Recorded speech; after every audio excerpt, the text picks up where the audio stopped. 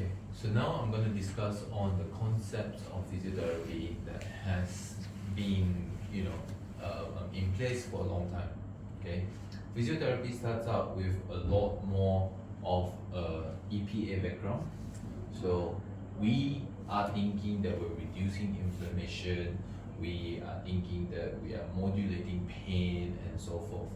But that slowly is, getting out of trend and so forth.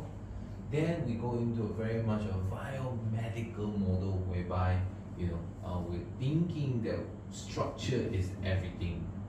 So we have structure, we have anatomy, we have what's wrong, what's wrong, what's wrong.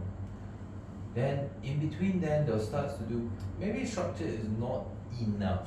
We have then movement. So there's a big thing about, we don't need to know what exactly is wrong, but encouraging different movements, encouraging different, all that, it's then gonna help with whatever structure that's going on. Okay? Then there's also the final thing, which is where we start to recognize the body and the presentation of pain is a complex thing that is going on through our brain that resulted in the current presentation.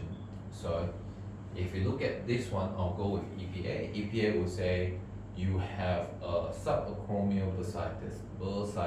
Therefore, you need to do ultrasound, you need to do FASTM, you need to tape it, deload it, blah, blah, blah, and so forth. Maybe not so much deload it. But that's all that superficial thinking. When you go into the same condition to a structure, then we start thinking, why the bursa? Okay, what is a bursa? The bursa is a frictional thing. So our advice will be avoid repetitive movement through it.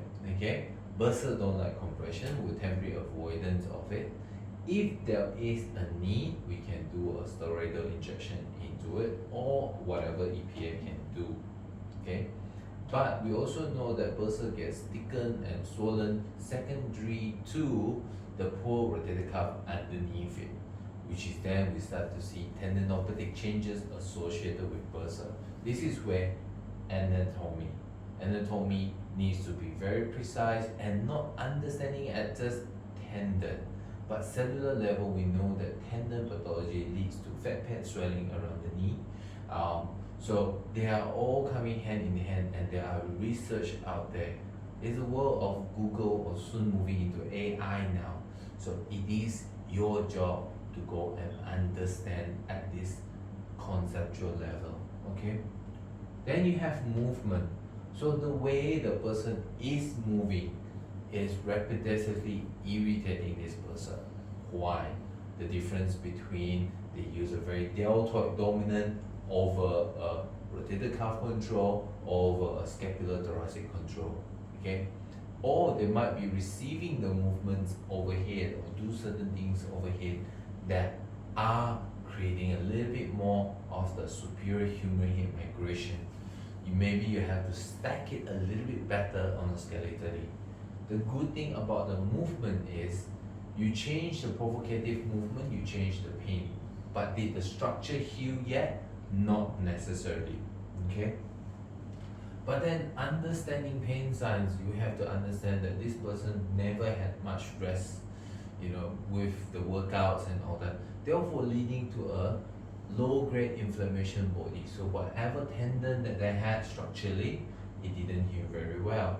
What's more, the person's belief system is shoulder pain is not harmful. It's something that I have to bite through it and keep working on it.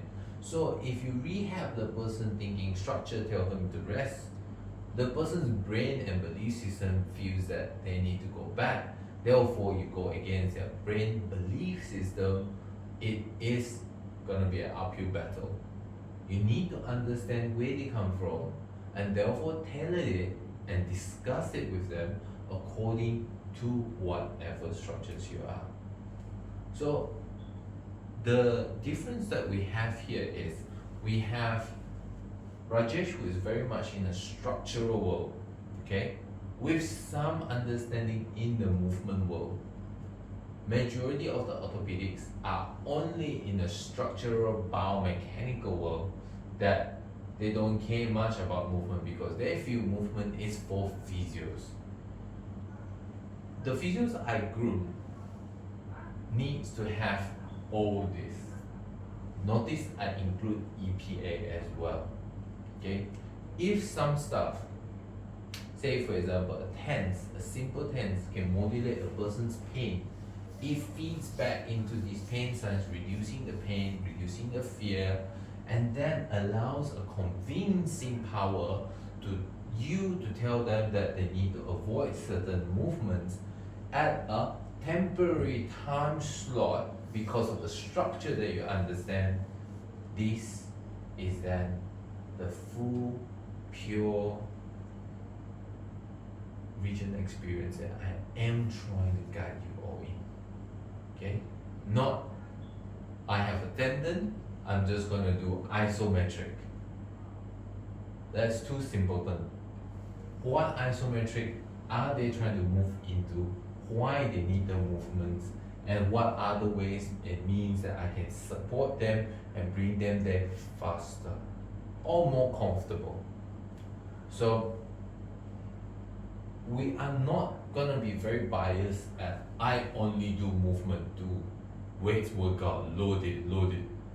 You gotta remember, evidence is biased because when you do strength research, it's a lot more easier than compared to doing a motor control research, to compare to do a yoga-based research, compared to, I guess structurally it's easier to do research, but not necessarily in the physiotherapy world, because number one, structurally, there's too many variables that could be going on, and I guess this will always be a taboo because you will have people from the pain science world to say that no, pain is a whole comprehensive mumbo jumbo that's working together. You shouldn't focus on one structure.